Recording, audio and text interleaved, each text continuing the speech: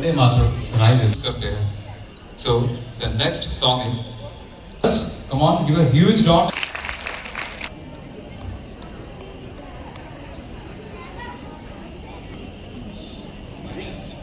Please stand, please. I will correct you.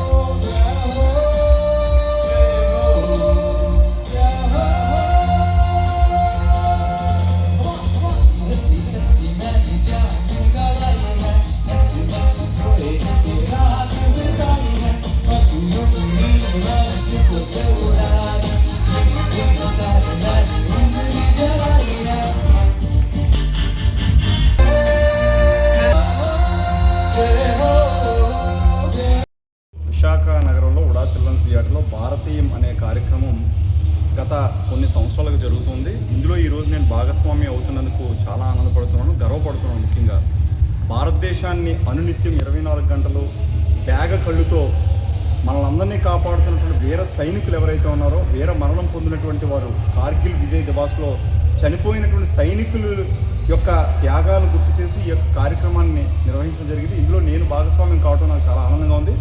ఈరోజు మరి eastern naval command వారు naval band తీసుకొని వచ్చి వాళ్ళు పేట్రియాటిక్ సాంగ్స్ ప్లే చేస్తుంటే మా అందరికీ కూడా గూస్ బంప్స్ రావడం జరిగింది. మరి వీరమరణం పొందినటువంటి సైనికులు ఎక్కడో ఉన్నారు, వారి ఆత్మలలో. మరి వారి యొక్క సతీమణులు ఒక ఇద్దరు కార్గిల్ విజయ్ దివాస్లో పార్టిసిపేట్ చేసినటువంటి ఆ వీర వనితలనే చెప్పాలి. ఎందుకంటే భర్తలను పోగొట్టుకొని భవిష్యత్తు అగమ్యగోచరంగా ఉంటున్నటువంటి వ్యక్తులకి భారతదేశ ప్రభుత్వం ఎప్పుడు కూడా ఎల్లప్పుడూ వాళ్ళకి స్వాంతనగానే ఉంటుంది.